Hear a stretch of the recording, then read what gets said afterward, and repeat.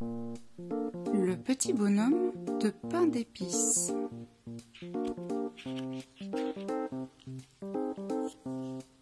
Il était une fois un petit vieux et une petite vieille qui habitaient une jolie maison tout en haut d'une colline. Le petit vieux aimait jardiner dans son jardin. Il cultivait toutes sortes de légumes et passait de longues heures à les regarder pousser. La petite vieille, elle, aimait travailler bien au chaud dans sa cuisine. Chaque jour, elle confectionnait pour son époux de délicieux gâteaux.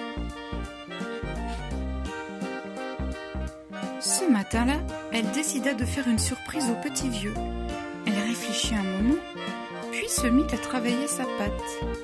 Bientôt, sous ses doigts habiles et agiles, apparut un beau petit bonhomme de pain d'épices qui souriait. Ses yeux étaient 2 raisins secs et sa bouche une cerise. La petite vieille plaça sur son habit des boutons en sucre candi et lui fit un chapeau en sucre d'orge de toutes les couleurs. Puis elle mit le bonhomme de pain d'épices à cuire au four et s'assit sur sa chaise à bascule pour se reposer. La petite vieille somnolait quand elle entendit tambouriner à la porte du four. Elle se leva et ouvrit le four pour voir si le petit bonhomme de pain d'épices était cuit. Il devait l'être, car il lui fit un clin d'œil et d'un bond sauta hors du four, traversa la cuisine et s'enfuit par la porte ouverte.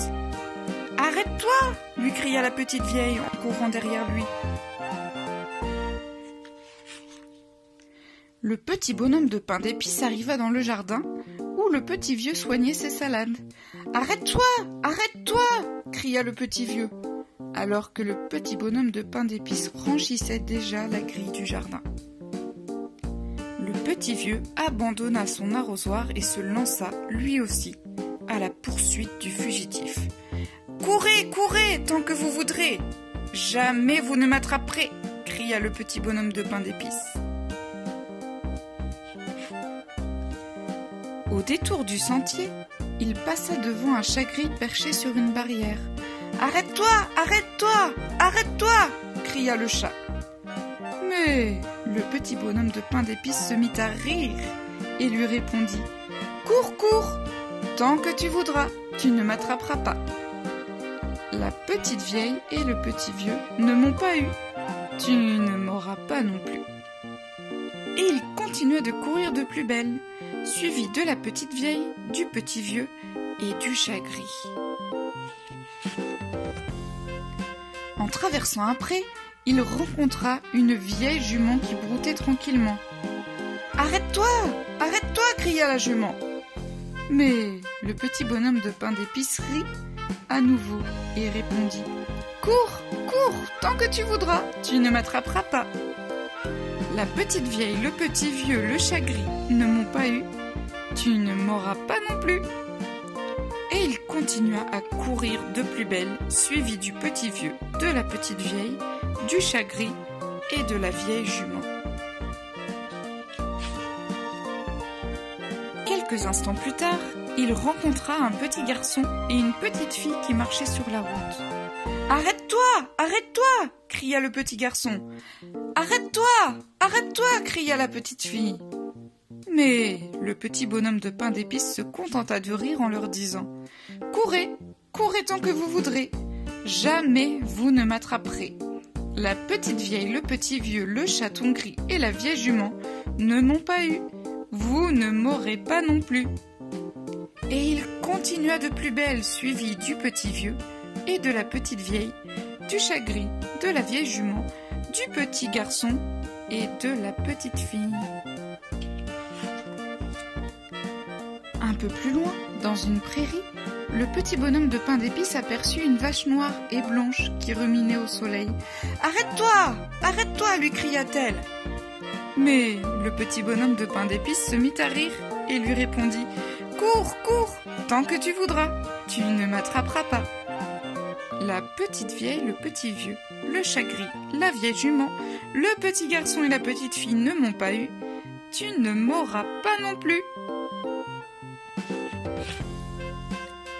Et il continua de courir de plus belle, suivi de la petite vieille et du petit vieux, du chat gris, de la vieille jument, du petit garçon, de la petite fille et de la vache noire et blanche. Mais tous étaient épuisés, à bout de souffle. Soudain, le petit bonhomme de pain d'épices se trouva devant une rivière large et profonde. Comment allait-il faire pour la traverser ? Il ne voyait ni pont ni passerelle. Un renard roux surgit de derrière un buisson. « Grimpe sur ma queue !» dit-il au petit bonhomme de pain d'épices, « et je te ferai passer la rivière bien au sec. » Aussitôt, le petit bonhomme de pain d'épices sauta sur la queue du renard roux et ils commencèrent la traversée. Le renard nageait vite et bien, mais l'eau montait.